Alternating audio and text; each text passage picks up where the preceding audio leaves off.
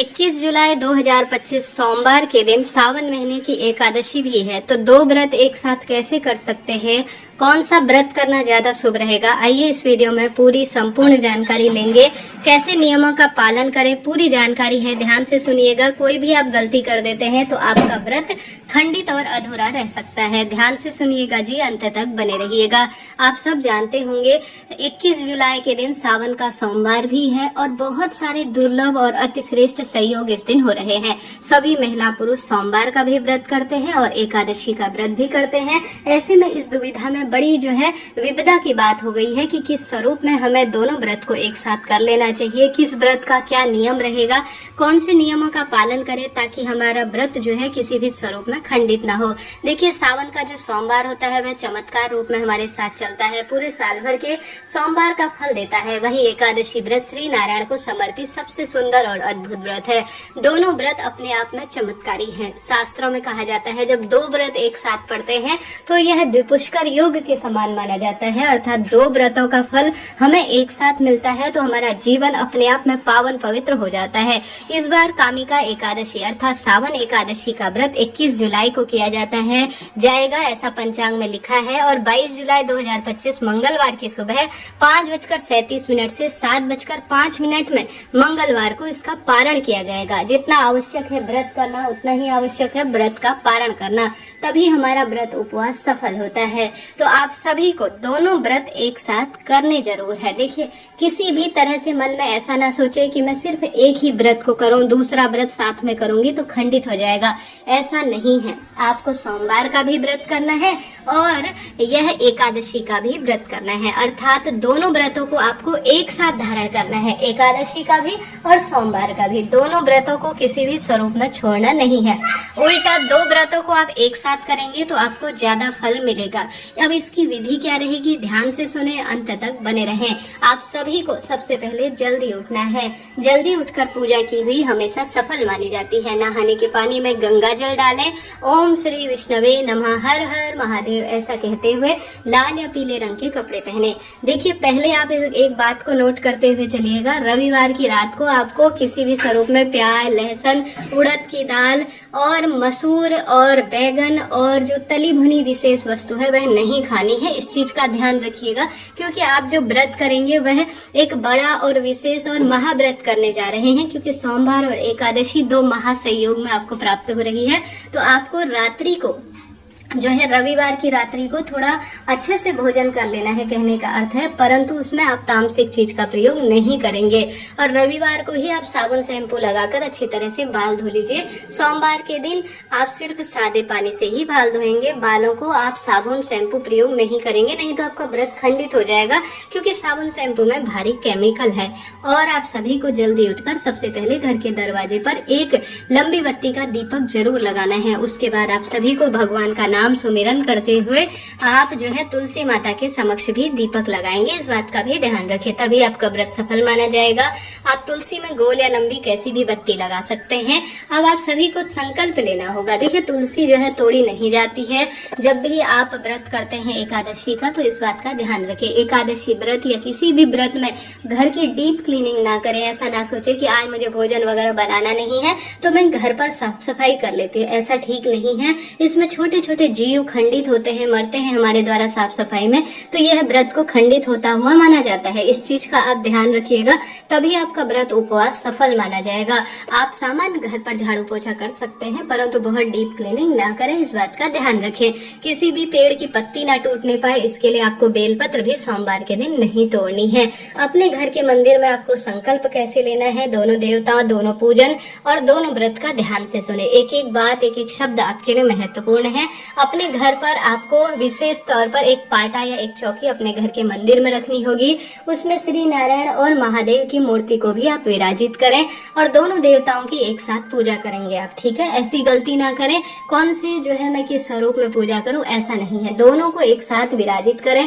शिव की पूजा से महादेव प्रसन्न होते हैं, महादेव की पूजा से शिव प्रसन्न होते हैं। तो दोनों की पूजा अर्थात श्री नारायण हरि दोनों एक ही है। दोनों की पूजा से दोनों को एक अलग ही सुख मिलता है, एक दूसरे के दोनों पूरक हैं, तो दोनों की पूजा एक साथ करें। सबसे पहले आप जब भगवान जी को स्नान कराएंगे तो श्री नारायण की जो मूर्ति है उसे स्नान कराने के लिए आपको शंख में कच्चा दूध और तुलसी पत्र रखकर श्री नारायण के विग्रह स्वरूप को स्नान कराना होगा।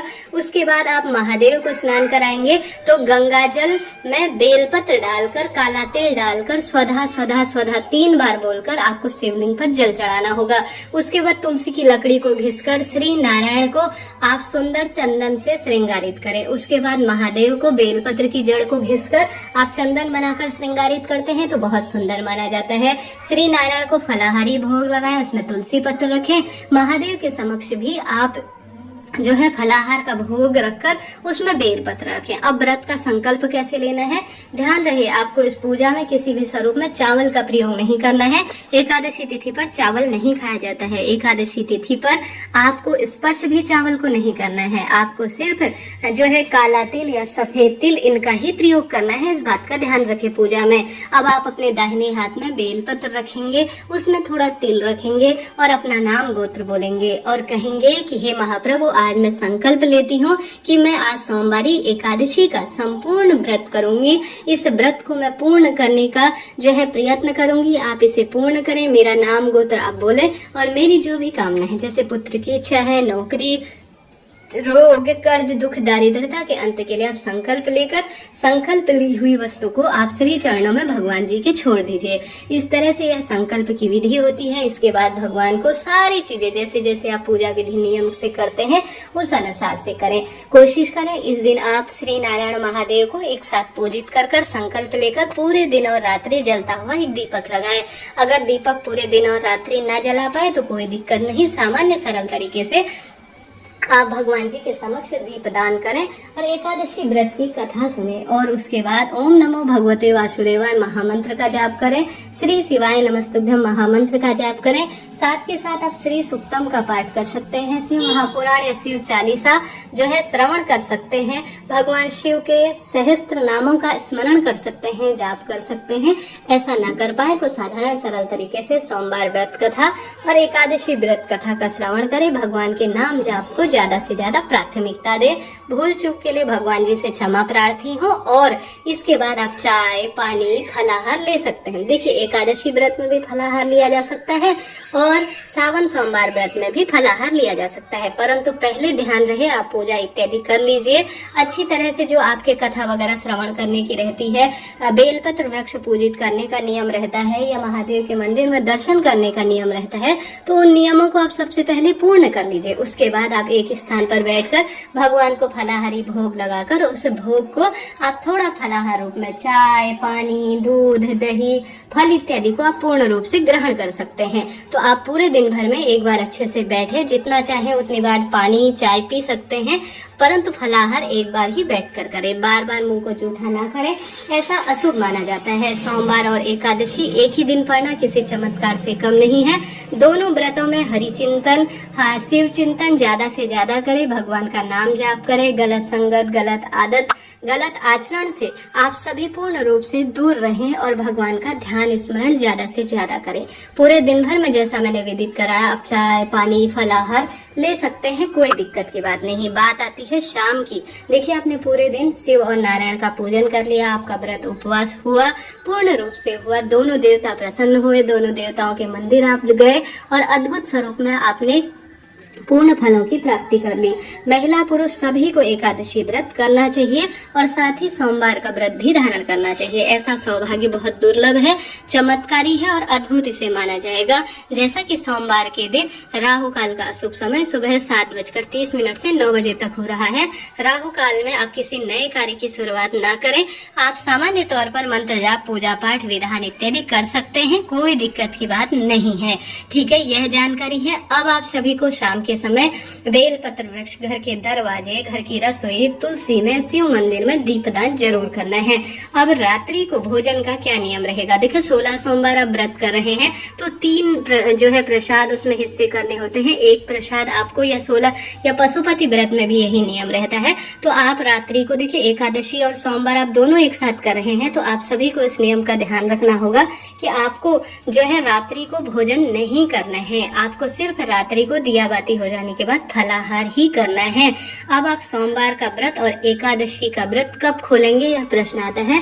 तो आप सभी जो मैंने मंगलवार का शुभ समय बताया है आपको, उसी समय अपने व्रत को खोलना होगा। व्रत कैसे खोलना है? व्रत आप सभी जो भगवान को अपने तुलसी पत्र समर्पित, जैसे सुबह आप उठेंगे मंगलवार की सुबह, आप गौ माता के निमित्त भोजन निकालेंगे, घर की रसोई में चावल बनाएंगे और भगवान जी को उसी चावल का भोग लगाएंगे। दिया बाती, सुबह की पूजा विधान उपाय नियम जो आपके रहते हैं तुलसी पूजा वगैरह के, वह सब कर लेंगे। महादेव की भी पूजा करेंगे सुबह। उसके बाद आप सभी क्या करेंगे कि जो आपने तुलसी पत्र श्री नारायण के समक्ष रखा था उसे सबसे पहले ग्रहण करेंगे। थोड़ा बेलपत्र भी खाएंगे आप, ताकि भगवान का प्रसाद ग्रहण कर लें। फिर आपका सोमवार का जो व्रत का प्रसाद बचा हुआ है उसे आप सभी ग्रहण कर लीजिए। इस तरह से यह 16 सोमवार व्रत आपका रह जाएगा। सावन सोमवार का भी नियम यहाँ पर रह जाएगा और एकादशी व्रत का भी फल मिल जाएगा। वहीं आप अगर एकादशी व्रत नहीं करते हैं, सामान्य सोमवार का ही व्रत करते हैं, तो शाम को आप मीठा खाकर व्रत को खोल सकते हैं। देखिए, सोमवार सामान्य रूप से अगर आप व्रत करते हैं तो आप सभी सामान्य जो है, जैसे पिछले हफ्ते आपने किया था, कई भक्तजन फलाहारी इस व्रत को करते हैं, कई भक्तजन इस व्रत को सामान्य रूप से जो है अन्न के साथ करते हैं। तो सोमवार व्रत में सामान्य अन्न ग्रहण किया जाता है। तो आप अपनी इच्छा शक्ति सामर्थ्य अनुसार 2-3 तरह से, देखिए, एकादशी और सोमवार करते हैं तो मंगलवार की सुबह व्रत को खोला जाएगा। अगर आप सामान्य सोमवार व्रत करते हैं तो सामान्य रूप से शाम को या तो फलाहार करें या मीठा ही भोजन करें। इस तरह से आप सभी को 2 व्रतों का नियम लेना है। सामान्य सोमवार का ही व्रत करते हैं तो भी इस नियम के तहत आप व्रत उपवास कर लीजिएगा। आशा है, उम्मीद है वीडियो आपके लिए उपयोगी रहा होगा। फिर भी कोई प्रश्न हो आप कमेंट्स में छोड़ सकते हैं। इस दिन विशेष गलतियां करने से बचें, जैसे किसी पेड़ की पत्ती ना टूटने पाए, इस बात का ध्यान रखें। भगवान का नाम मंत्र ज्यादा से ज्यादा करें और दोनों देवताओं की एक साथ एक समान पूजा करें। ऐसा कुछ भी ना सोचें कि कौन से देवता का मैं पूजन करूं, किस देवता से मुझे क्या फल मिलेगा। दोनों देवी देवता एक ही है और दोनों देवताओं के पूजन से चमत्कार होता है। तो आप मंत्र जाप करें, भगवान की स्तुति करें, नाम जाप करें ज्यादा से ज्यादा, कथा वगैरह का श्रवण करें। दोनों की पूजा सुबह शाम करें विधि विधान से। एक समय का भोजन पंडित ब्राह्मण जी के लिए आप दान में दीजिए। चाय पानी आप पी सकते हैं, कोई दिक्कत की बात नहीं है। तो इस तरह से यह जानकारी थी। जरा सा भी वीडियो अगर उचित उपयोगी रहते हैं तो लाइक करें, शेयर करें, सब्सक्राइब करें। कमेंट्स में जय श्री हरि विष्णु, जय शिव नारायण लिखना ना भूलें। घर पर मूर्ति प्रतिमा नहीं है तो महादेव के मंदिर में भी पूजन पाठन किया जा सकता है। पूजा में कोई भूल चूक हो तो इसके लिए बिल्कुल भी चिंता ना करें कि कहीं कोई पूजा अधूरी रह गई, खंडित रह गई, ऐसा कुछ भी नहीं है। सामान्य सरल सी बात है, परंतु चमत्कार सर्वश्रेष्ठ रूप में होता है। तो इस तरह से आपको नियमों का ध्यान रखना है और कोई भूल चूक हो जाती है तो आप जानबूझकर कुछ भी नहीं कर रहे हैं। साधारण सरल तरीके से कई भूल चूक हमसे हो ही जाती है, तो बिल्कुल भी इसमें टेंशन, चिंता या किसी तरह से व्यथित होने की आवश्यकता नहीं है। श्री राधे, हर हर महादेव।